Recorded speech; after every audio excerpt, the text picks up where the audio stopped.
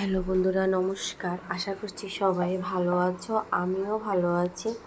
তো এখানে আমরা 4 বোন মিলে আমরা আমার বড় বোনকে পুজো করতেছিলাম। মানে বড় বোন হলো মায়ের সমান। আসলে সবাই তো কত পুজো নেয় করে, বাবা মার পূজা করে, গুরু পূজা করে, ভগবানের পূজা করে। তো এখানে আমার তো আর মা বাবা নেই, তা আমার বড় বোনই আমাদের মায়ের মতো। তো এখানে আমরা বড় বোনকে বসিয়ে আমরা একটু পুজো করে নিলাম। আবার এখন আমরা কিছু একটা বোনকে দিব, তো সেটা দিয়ে আমরা কিছু একটা বলবো। তো এখন আমরা বোনের, যেহেতু বোন বড়, তাই বোনকে কপালে না দিয়ে আমরা নিচে দিতেছি। আর বলতেছিলাম একজন আমাদের এখানে একজন মুরব্বী ছিল, উনি আমাদেরকে বলে দিচ্ছিল, আর আমরা বলতেছিলাম, আসলে বলতেছিল, আর আমাদের বারবার ভুল হতেছিল, ঠিক করে বলতে পারতেছিলাম না। আর যেটা আমরা হাতে নিয়েছিলাম সেটা ছিল কাজলের মতো।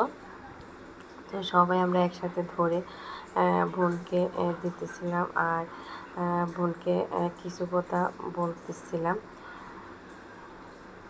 তো যাই হোক, এখন আমরা সবাই এক এক করে বলতেছি, আর সবাই পায়ের মধ্যে আমাদের হাত যেটা ছিল সেটা দিয়ে রাখলাম।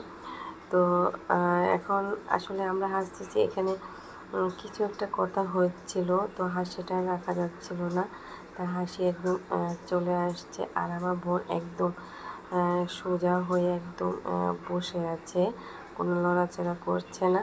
তো যাই হোক, এখন আমরা বোনকে পুজো করছি, বোনকে নমস্কার করতেছি আমরা সবাই একসাথে। তো বোনও আমাদের সবাইকে কিছু উপহার দিচ্ছে, আর আমরা একদম শটান হয়ে বোনকে নমস্কার করলাম। আর বোনও আমাদের সবাইকে অনেক আশীর্বাদ করতেছে। আসলে বড় বোনের সমান, মায়ের সমান বড় বোনের আশীর্বাদ, আর মা বাবার যদি আশীর্বাদ থাকে আর কি লাগে।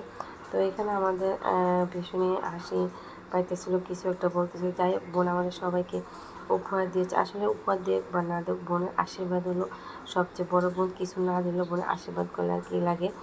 তো আপনারা সবাই আমাদের জন্য আশীর্বাদ করবেন, আমরা 5 বোন যেন এভাবে মিলেমিশে থাকতে পারি, সবসময় যেন একসাথে থাকতে পারি।